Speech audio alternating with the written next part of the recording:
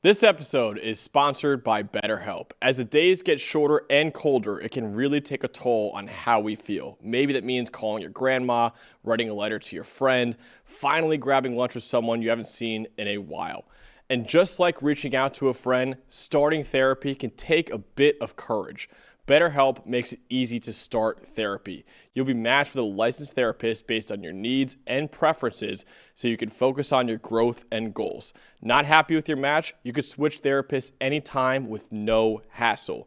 This month, don't wait to reach out, whether that's checking in on a friend or reaching out to a therapist yourself. BetterHelp makes it easier to take that first step. And our listeners get 10% off their first month at betterhelp.com/PFF. That's betterhelp.com/PFF.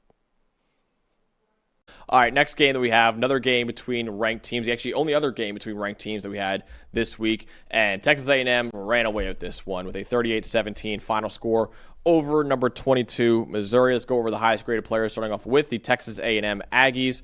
Their highest graded player was cornerback Will Lee III, the blanket, 75.5. Linebacker Damian Sanford, 69.6. Marcus Ratcliffe, another safety, with another 69.6 grade. Cassius Howell, who's been unreal for them at edge rusher this year, had a strip sack in this game, 69.4. Casey Concepcion, who's also been unreal for A&M this year at wide receiver, 67.3. And Marcel Reed, the quarterback, with a solid 65.8 grade in the win. Let's go over to Missouri with their highest graded players in the loss. Jamal Roberts, 78.9 at running back. Donovan Olubode, the wide receiver, 78.1.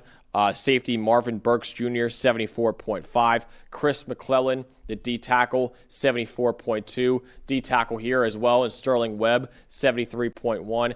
And Matt Zollers, the true freshman quarterback, put in a tough spot and only a 40.7 PFF grade. Dalton, what told the story in this game? Yeah, look, the forward pass already just kind of wasn't easy in Missouri lately, even with Bo Pribula healthy, and that was already kind of the issue. We know they can run the football. They ran the ball well in this game, like you pointed out. They probably would, and they do almost every week, right, with Ahmad Hardy and Jamal Roberts. Their defense is at least solid, especially in the front seven, but it's the quarterback problem here in Missouri with Bo Pribula out, with the true freshman Matt Zollers, again, in a tough spot. I don't think it's this is another one. I don't think it's an indictment on his future at all or anything like that. They still believe he can be their future quarterback, but to make your first career start against this Mike Elko-led team that's just red hot right now on both sides of the ball, that's a tough ask. My stat is that Zollers only completed 3 passes beyond the line of scrimmage.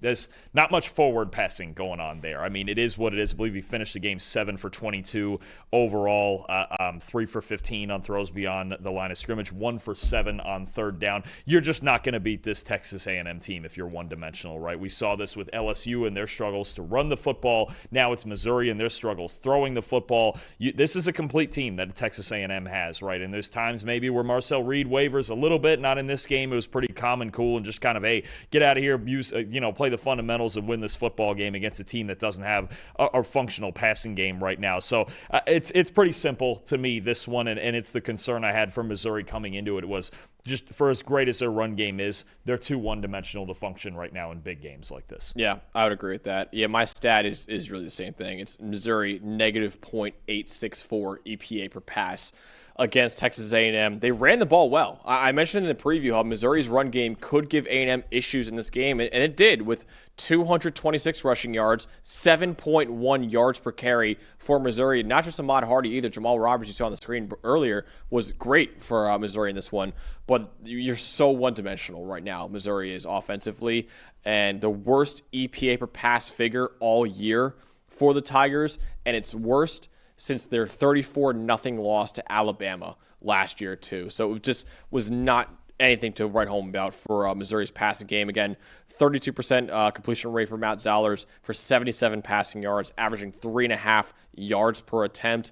Aggies really did not get much of a pass rush either. The secondary was just outstanding for Texas A&M, and also a true freshman quarterback, really the third-string quarterback for Missouri. Still a talented kid, right? He's a top 10 quarterback out of high school, so he has a bright future at Missouri, but this is a tough game for him to go against a top 3 team in the country and one of his first starts of his career as well. So tough game for Matt Sowers. I believe actually his first start of the career, right? Because his last game was against Vanderbilt. So, first start of his career against a top 3 team is tough. And, Aggies just did a great job defensively shutting down the passing game. Yeah, for sure. I mean, this A&M team, they are just about a virtual lock for the playoff. Yeah. I mean, you've got South Carolina this coming week. I would fully expect them. I know Lenora Sellers is always a threat, but we've seen the struggles of South Carolina. Then an FCS game. I expect this A&M team to start 11-0, and then they go into Austin. And if you can win that one, you're going to the SEC title game with a chance to win that championship. And even if you don't and your one loss is at Texas, I'd expect this is going to be a top 6 or 7 team at the very least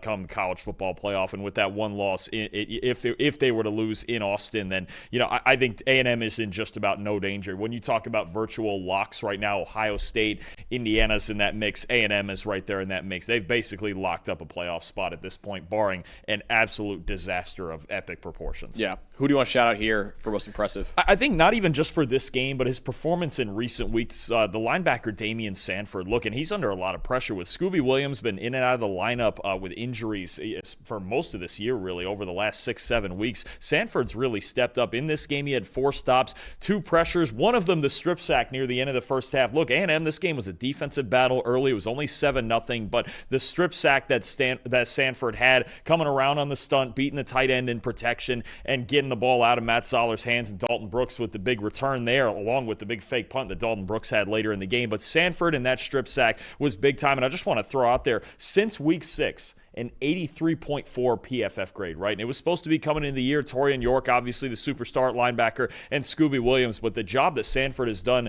filling in for Williams in that starting role, he may just end up keeping it, or you're going to see a lot of both him and Williams whenever Williams gets fully healthy. Yeah, I want to shout out the self-proclaimed blanket, Will Lee III, who was exactly that against Missouri in this one with a 75 coverage grade, only 1 catch allowed on 5 targets for Lee, 1 forced incompletion, a 50.4 passer rating allowed. He's a projected 3rd-round pick right now, day 2 pick in the 2026 NFL draft, and he showed why with a really, really good performance against Missouri.